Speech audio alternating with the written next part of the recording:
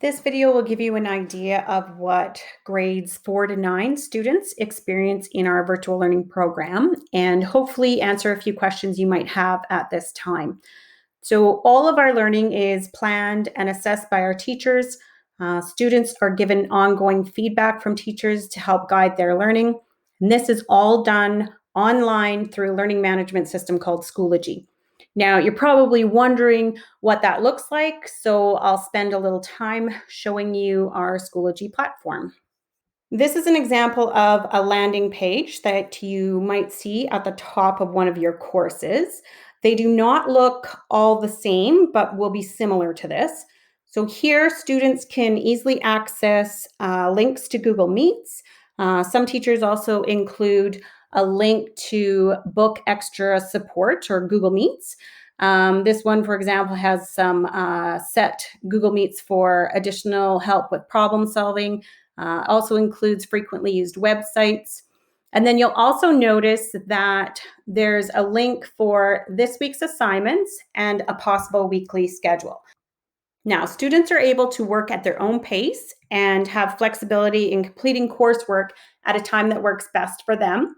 But for students who would like a little more structure in their day, a possible weekly schedule is included as well. So let's take a look at what those look like. So if we look at the week's assignments, it might look something like this.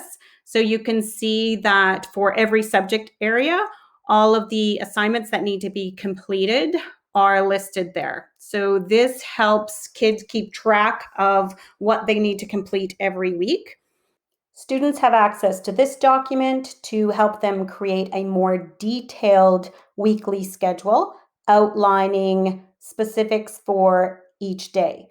Teachers have also added in specific amounts of time they would recommend students spend on each subject. And you can see there's a link for a printable version as well as a digital copy for students to complete.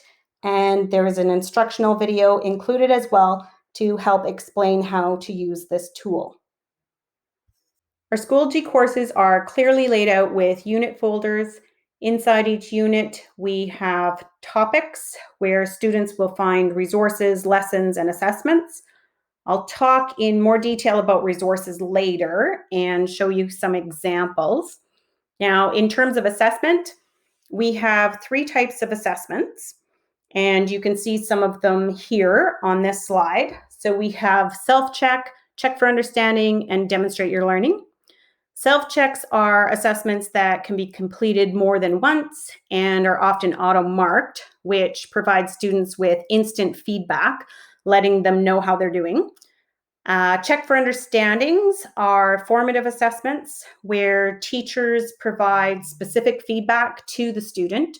So teachers might go over what the student has submitted and say, yes, you're on the right track, or maybe you should review this topic or concept before moving on. And demonstrate your learnings are summative assessments where students are showing what they have learned during the topic or the unit.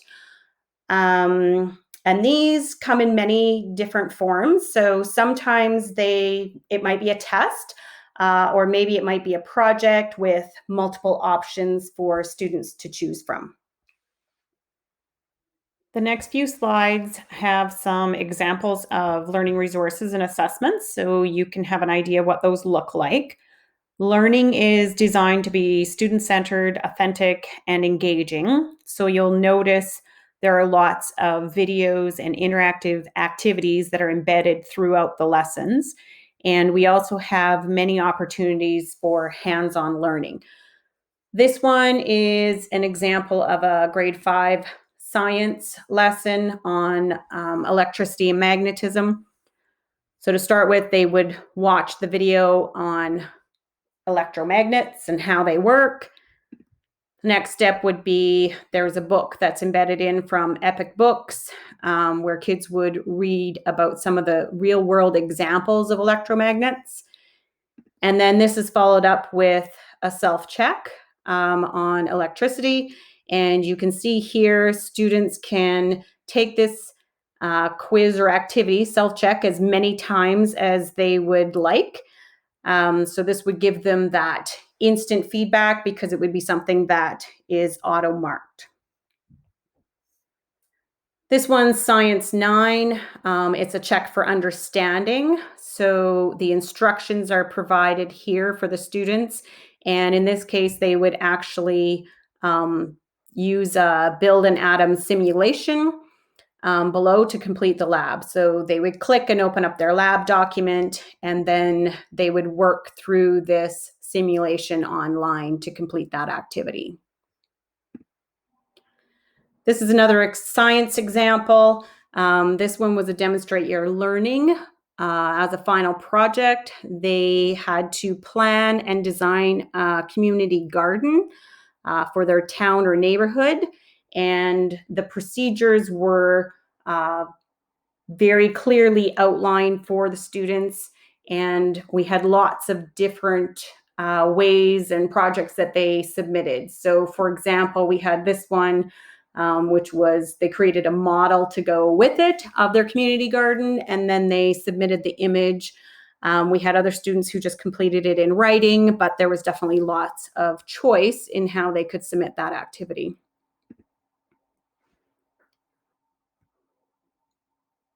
This is an example of a novel study.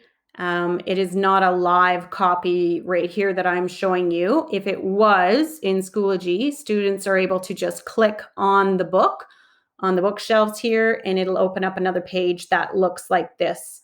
Off to the side, they have the option to click on this book to read the PDF version, and they also have the option to click down here to listen as they follow along and read. We also have icons throughout quite often, which just help kids know exactly what they're supposed to be doing. So they might say instructions. Some of them say watch. They might say check for understanding or demonstrate your learning. This is a novel study final project. So it's a demonstrate your learning assessment.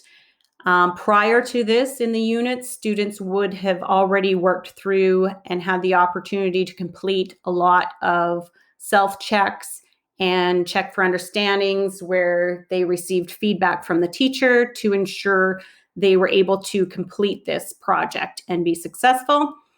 You can see there's lots of options here. So option 1, they could create a storyboard, and there's a document that would help them with the planning. Option 2 was a podcast. Once again, a planning document was included, and then a personal project proposal. So if they had another idea, a different way that they wanted to complete this demonstrate your learning, they could submit a proposal to their teacher. This demonstrate your learning also comes with a rubric that's attached, which is helpful for the students so they can see exactly what the criteria is. This is another example. This was at the grade 4 to 6 level. So they had been working on creating posters with a purpose. And this demonstrate your learning at the end. If this was a live document, you'd be able to click through the slides, which would explain the instructions. And quite often there are videos embedded in there as well. And once again, there's a rubric attached directly below so students know the criteria. Now, it's very easy for students to access their marks and see how they're doing. They just select grades at the top of the page, and it will show up looking like this. So all subjects will come up on the one page, and then they can just open them up. Over on the side, their marks will be there. The little 4 squares indicates that there was a rubric attached with that, so they could click on that and take a look at what the criteria was. If there's a line right here, that means that was not completed, or maybe it hasn't been assigned yet. The little blue piece of paper indicates that something was submitted. So it's very easy for students and parents to check and see how they're doing, if there's any missing assignments. Teacher comments will also show up in here as well. So students are expected to connect weekly with teachers, and there are many ways to do this. One of the easiest ways is just by submitting coursework. Teachers can put comments on work that is completed, and students can respond in that way. Students can also send their teacher a message directly through Schoology. So using this little icon up here, they would just select that and they could send a message direct to their teacher. They could always email their teacher, schedule an additional Google Meet, or they could just phone them as well. I've seen lots of instances where our teachers will get a phone call from a student in the middle of the day, and then they instantly jump on a Google Meet to explain maybe a math concept or answer any other questions that the student might have. So that was a brief overview of virtual learning at the grades 4 to 9 level. If you're interested in registering your child with us, registration information can be found on our website. And if you have any questions or would like further information, please give us a call at Connections for Learning. And I'd just like to thank you all for your time, and we look forward to the possibility of having your child join us in virtual learning.